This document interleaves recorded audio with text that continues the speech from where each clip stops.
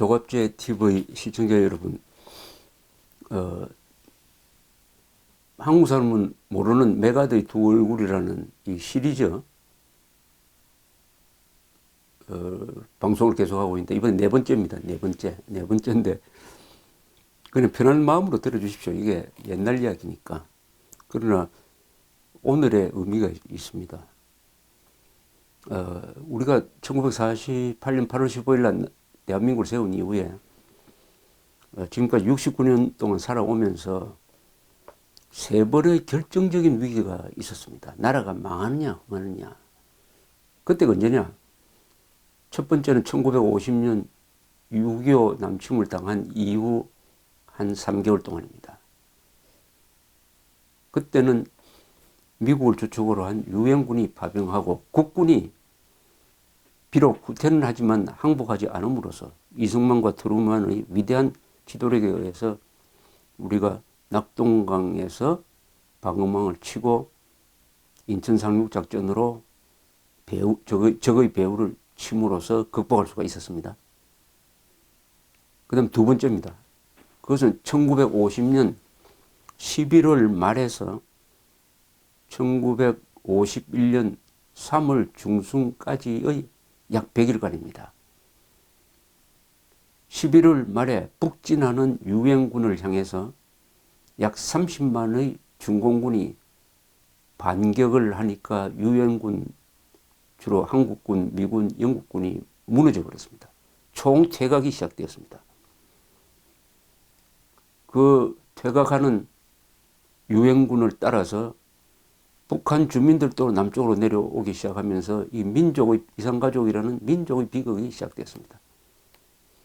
동쪽에서는 미군이 흥남으로 밀려가지고 흥남교도보를 지키는 그 가운데서 10만 명이 철수선을 타고 남쪽으로 내려왔습니다. 10만 명의 민간인과 10만 명의 미군 합쳐서 20만 명이군요. 20만 명이 내려왔습니다. 그 철수하는 군대는 경황이 없는데 민간인까지 실어서 내려온 이 사례는 전사에서 매우 드뭅니다. 얼마나 미군이 인도주의적 정신이 강했는지를 알 수가 있는 것이죠. 그리고 서부전선에서는 총퇴각을 하는데 평양까지도 내어주고 드디어 1951년 1월 4일에는 서울을 또 내어주게 됩니다. 그래서 이 전선이 평택, 원주, 삼척까지 내려갑니다. 평택, 원주, 삼척 한번 생각해 보시죠. 거기까지 중공군이 내려갔습니다. 그럼 거기에서 만약 현 위치 휴전이 됐으면 어떻게 됐을까요? 서울이 공산군 차지가 되고 우리나라 인구의 한 60%가 공산주의자의 지배하로 넘어가고 더구나 한강, 서울이 적치하로 넘어갔으면 거기서 만약 휴전이 성립되었다면 대한민국은 소멸됐을 겁니다. 그런데 나중에 말씀드리겠습니다만 그렇게 아슬아슬한 순간이 있었어요. 거기에서 현위치 휴전이 될 뻔했습니다. 될 뻔했습니다. 우리가 모르는 사이에 대한민국은 지옥의 문턱까지 가서 여러 가지 우연적인 일로 해가지고 살아난 겁니다. 이게 두 번째 위기였고 지금이 세 번째 위기입니다. 지금의 핵 위기가 세 번째 위기라고 볼 수 있습니다. 자, 이 두 번째 위기, 이것은 메가드의 무모한 북진이 부른 참화입니다. 메가드는 그렇게 무모하게 북진하지 말고 평양 원산선에서 멈췄어야 됩니다. 중공군은 이미 30만이 들어와 있었어요. 그런데 그 중공군이 30만 명이 들어왔는데 3만 명밖에 들어오지 않았다고 축소 보고를 하고 11월 하순에 무모하게 크리스마스 작전을 펴는 바람에 다 이긴 전쟁이 완전히 지는 전쟁으로 돌변하고 말았습니다. 자, 그럼 왜 이렇게 됐느냐? 도대체 메가드는 무슨 생각을 하고 이런 엄청난 일을 벌였느냐? 메가드는 약 주고 병준 사람이죠. 인천 상륙작전이라는 약을 주었지만 중공군 남침을 막지 못한, 어떻게 보면은 불러들인 고의든 정보 판단에 같은 그런 병이 하나 있습니다. 약이 더 큰 공이냐, 병이 더 큰 과냐 하는 것은 좀 따져봐야 되겠습니다만, 여기에 대해서 이제 우리나라에서는 심각한 비판이 좀 없습니다. 왜냐하면 메가드를 영웅시하니까. 좌익들이 메가드 동상을 끌어내리려고 하니까 저까지 나서가지고 메가드가 이렇게 잘못했다고 하면은 좌익 도와주는 거 아니냐, 이렇게 또 저를 비판하는 사람들도 있는데, 그걸 다 떠나서 이것은 우리가 역사적, 우리의 오늘날의 한국에까지 미치고 있는 살아있는 역사입니다. 이 살아있는 역사의 정확한 사실 규명이 있어야 이런 잘못을 범하지 않게 되는 것이죠. 이런 메가드의 오판에 대해서 가장 정확한 비판을 한 사람이 한 사람이 있습니다. 그것은 메가드의 부하로서 8군 사령관을 지냈던 매튜 리치웨이 장군입니다. 이 사람이 나중에 삼척까지 밀렸던 전선을 다시 회복하는데 결정적 공을 세워서 대한민국을 구하는 사람이 됩니다. 이 매튜 리치웨이는 1967년에 한국전쟁이라는 제목의 회고록을 썼습니다. 이 공소부대장 출신의 이 유명한 이 일선 지휘관은 이분이 어떤 사람이냐면 하나도 군인, 둘째도 군인이에요. 정치적 고려를 매우 싫어하는 사람입니다. 그리고 메가드와 같은 쇼맨십이 있는 군인을 신경질적으로 싫어하는 사람입니다. 그러나 메가드의 위대한 능력은 또 평가를 하죠. 그래서 이분이 쓴 한국전쟁에는 메가드, 자기 상관으로 모셨던 메가드 이야기가 나오는데 매우 객관적입니다. 아주 비정할 정도로 냉정하게 이렇게 평가를 합니다. 이분이 가차없이 메가드를 비판합니다. 메가드의 가장 큰 잘못은 무엇이었느냐 하면은 중공군의 그 전투력을 과소평가했다는 것입니다. 메가드는 트루만 대통령한테 웨이커섬에서 만났을 때 트루만이 중공군이 개입하지 않겠느냐 이래 물으니까 메가드가 때를 놓쳤습니다. 일찍 개입했으면 몰라도 앞으로 만약 중공군이 건너오기만 하면은 우리의 공군력으로 그냥 작사를 내겠습니다. 이렇게 안심을 시킵니다. 그러니까 해군 공군력으로 중공군의 육군을 무력화시킬 수 있다는 생각을 하고 공군력으로 적의 보급선을 차단할 수 있다. 보급선을 차단할 수 있다라고 생각을 했다는 점이 큰 잘못이었습니다. 왜냐? 이 중공군은 야간 전투를 잘하는 사람들이었어요. 야간 행군을 무지하게 빠른 속도로 또 짐을 짊어지고도 하는 아주 인내력이 강한 군인들이었습니다. 그리고 이 추위를 잘 견뎌요. 또 혁명전쟁 때 단련된 그 사기가 아주 충천한 군대였습니다. 이 혁명군은 항상 어마어마한 이 에너지를 발휘합니다. 19세기, 18세기 말에 프랑스에서 대혁명이 일어나서 혁명 정신을 묻힌 국민군이 생기니까 유럽에서 당할 군대가 없었습니다. 이 공산혁명군, 중국 공산혁명군도 바로 그런 군대였습니다. 이런 군대를 폭격만 해가지고 무력화시킨다? 그것은 완전한 오판이다. 그런데다가 북한은 또 험준한 지형을 갖고 있어서 폭격이 저 유럽처럼 그렇게 효과가 있는 것도 아니고, 이렇게 리츠베이는 한국전쟁에서 비판을 합니다. 북한처럼 험준한 지형에서는 보급선을 차단한다는 것은 불가능하다. 아시아처럼 병력이 충분하고 그들이 물자와 무기를 지고 다니면서 밤낮으로 공중에서는 볼 수 없는 길을 통해 이동하는 경우에는 그들을 폭격하는 것만으로 그들을 패배시킬 수 있다고 믿는 것은 자신을 속이는 일이다. 이렇게 이야기를 했습니다. 근접전을 해본 사람들은 육상전투나 핵무기를 써야만 적의 군사력을 파괴할 수 있다는 것을 잘 안다. 해공군력만으로는 절대로 안 된다. 이건 보병을 해본 사람의 이제 예비를 한 관측이죠. 그러면서 메가드가 잘못한 것은 해외 공군력으로 중국을 때릴 수 있고 해외 공군력으로 만주를 공격할 수 있고 해외 공군력으로 중국을 해안 봉쇄할 수 있고 해외 공군력으로 중국의 공산주의를 무력화시키고 장개석 군대를 보내기만 하면은 그 장개석 군대한테 중공군이 다 항복해가지고 저절로 중국이 수복될 것이다라고 믿었다는 점이라고 이렇게 비판을 하고 있습니다. 그렇게 하면서 리츠웨이는 메가드가 진심으로 어떤 생각을 했겠느냐에 대해서 아주 깊게 들어갑니다. 이 사람의 결론은 뭐냐? 메가드는 한국만 통일하는 것, 한국만 구하는데 그치지 않고 압록강을 넘어가가지고 만주를 공격함으로써 중국 전체를 주적으로 삼아가지고 중국의 산업 중심지를 부숴버리고 해안을 봉쇄하고 해가지고 중국을 해방하는데 만약 여기에 소련이 개입을 하면은 소련이 중국을 도와서 개입할 때는 소련하고도 전쟁을 해야 된다. 이런 어마어마한 계획을 머리에 갖고 있었다.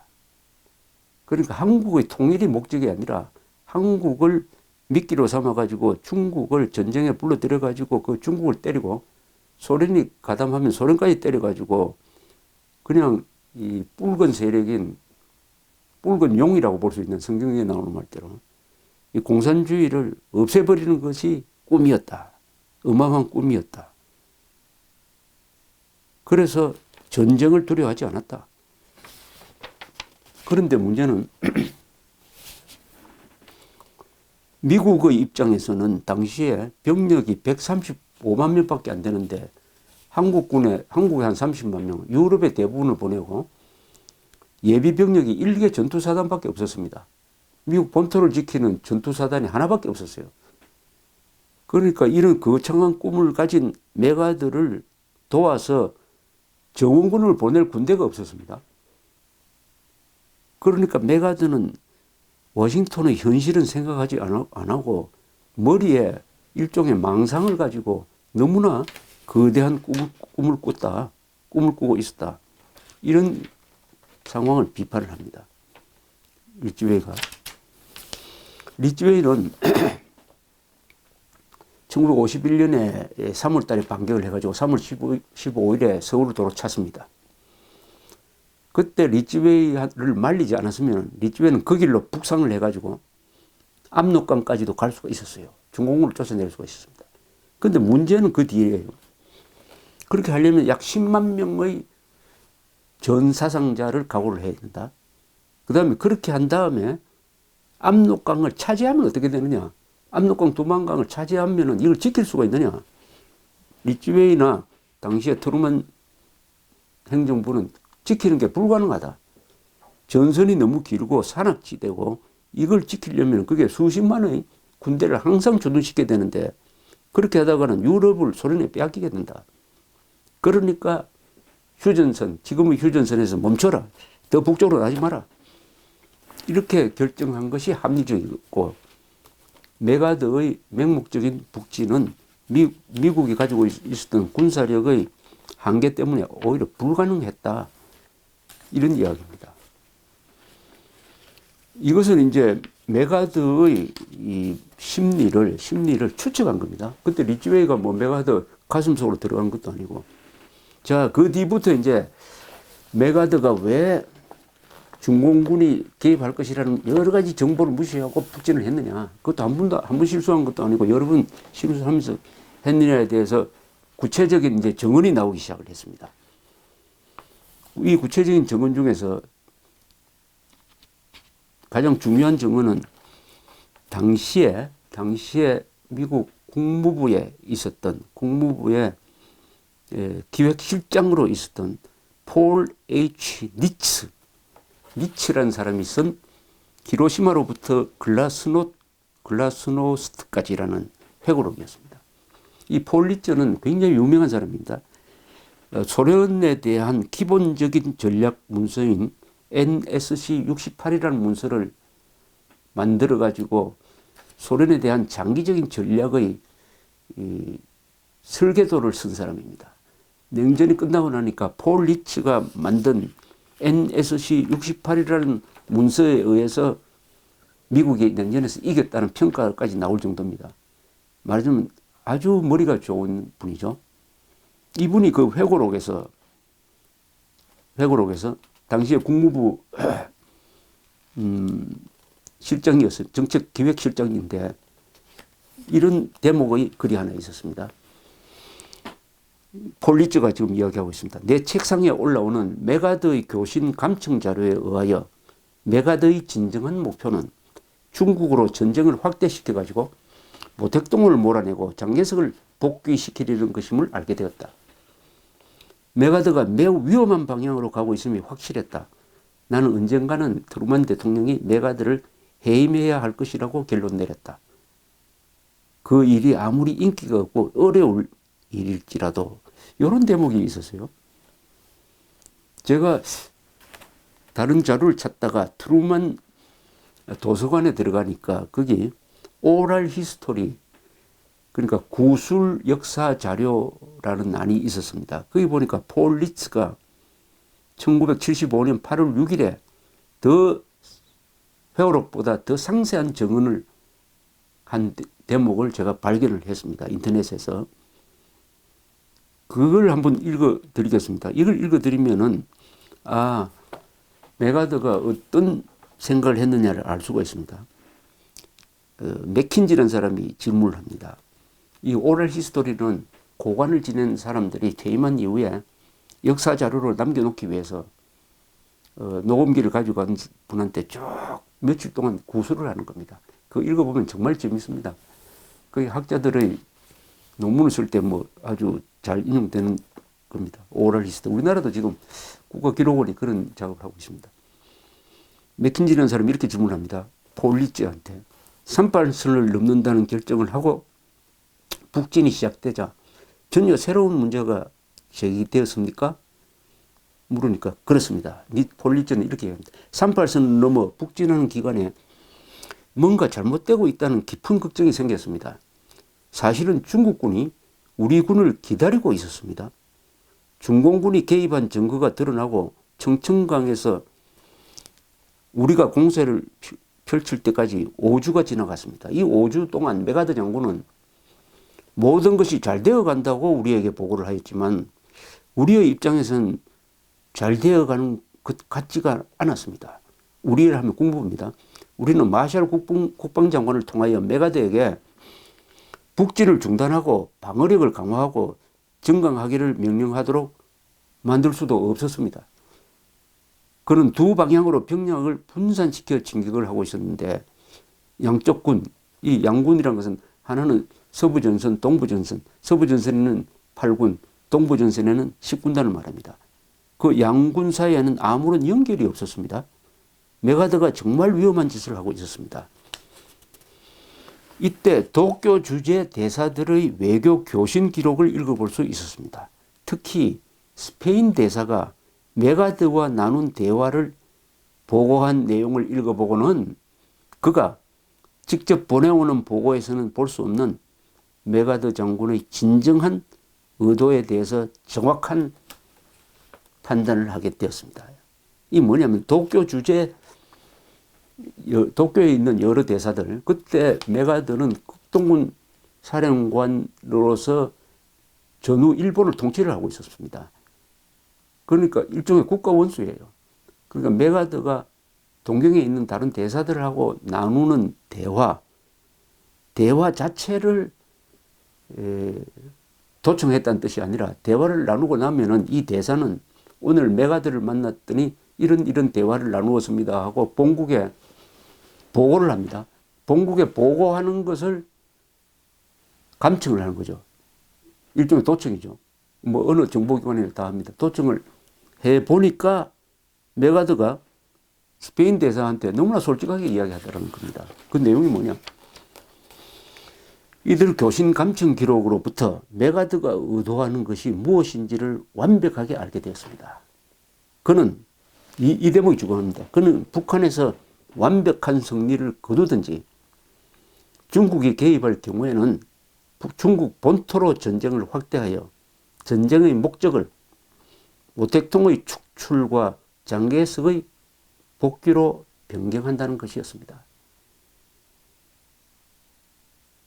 이 말은 뭐냐? 지금 무리한 북진을 할 때 메가더에는 두 가지 생각이 있었습니다. 하나는 이 길로 그냥 가가지고 중공군이 개입 안 하면은 한반도 통일한다. 그 다음에 메가더는 공화당 후보로 대통령 선거에 나선다. 이런 야망을 가지고 있었을 겁니다. 어마어마한 이제 전쟁 영웅이 되는 거죠. 그 목표 하나가 있었고, 중국군이 개입할 경우에는 중국 본토로 전쟁을 확대해가지고 아주 모택동 쫓아내버리고 장개석을 복귀시킨다는 또 다른 예비 카드가 하나 있었던 겁니다. 그러니까 이래도 좋고 저래도 좋은 거예요. 중공군이 개입 안 하면은 한반도 통일의 영웅이 되는 거고, 중공군이 개입하면은 중국까지 쳐가지고 중국까지 수복하면은 더 큰 영웅이 되니까 이것도 좋고 저것도 좋은 그런 상황이었다, 이런 뜻입니다. 이 폴 리츠의 이야기입니다. 다른 사람이 추측하는 게 아니고, 메가더와 스페인 대사가 나눴던 그 대화를 딱 보니까 이게 진심이구나 하는 것을 알았다는 겁니다. 자, 다시 읽겠습니다. 그렇게 하는 과정에서 원한다면 원자 폭탄도 가질 수 있게 될 것이고, 전략적으로 중요한 일을 할 수 있는데 그것은 중국 공산주의자들을 쳐 부수는 것이었습니다. 이게 메가더의 의도라는 것이 확실해졌습니다. 그가 너무 심할 정도로 모험을 감수한 이유의 일부는 우리가 중국 공산주의자들과 전쟁 상태로 들어가도록 하는 상황을 조성하는 것이었습니다. 이게 참 너무 좀 심한 이야기입니다. 좀 풀어서 설명하면, 메가더가 그렇게 위험을 무릅쓰고 중공군이 개입한 것이 분명하고 어마어마한 병력이 들어와 있는데도 불구하고 3만 명밖에 안 들어왔다. 축소 보고를 한 다음에 50년 11월 말에 무리하게 북한 쪽으로 진격을 명령한 것은 뭐냐? 일부러 그렇게 함으로써 중공군과 전쟁 상태를 만들기 위해서 그렇게 했다는 겁니다. 그러니까 의도적으로 중공군과 싸우는 상황을 만들어가지고 이걸 빌미로 해가지고 중국을 때리려고 일부러 그렇게 한 것이다. 이렇게 이야기를 하고 있습니다. 자, 이제 이 정도 같으면은 이제 이 앞에 서두에 제1편에서 제가 설명드렸던 미스테리가 하나 풀립니다. 그건 뭐냐? 1950년 10월 말에 중공군이 1차 개입을 했을 때 정일권 참모총장이 이승만 대통령을 만났더니 이승만 대통령이 그 걱정하지 말라면서 내가 메가더하고 나눈 이야기가 있다면서 편지 2통을 내보여줬습니다. 그 편지 2통에 보면은 메가더와 이승만은 이런 밀담을 주고받고 있었어요. 뭐냐? 우리가 북진을 하면 중공군이 개입할 것이다. 근데 중공군 개입했다는 이야기를 트루먼 대통령한테 보고하면은 북진을 중단시킬 것이니까 그런 이야기 하지 마라. 그런데 만약 개입하기만 하면은 메가더는 이렇게 얘기합니다. 원자 폭탄을 써가지고 아예 중국까지 수복해가지고 끝장내버린다.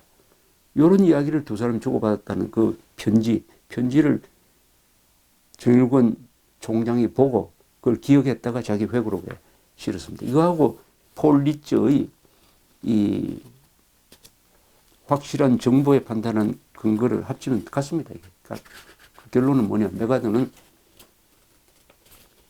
중공군이 개입 안 하면은 한반도 통일이 영웅이 되고, 개입하면은 그걸로 해가지고 중국을 수복하는 세계사적 말하면 공산주의 용을 아시아 대륙에서 쳐부수는 그런 용이 된다 하는 거대한 꿈을 가지고 그런 무리를 했는데, 중공군의 기습으로 11월 말의 기습으로 유엔군이 총퇴각하면서 메가더가 워싱턴에 대해서 첫째,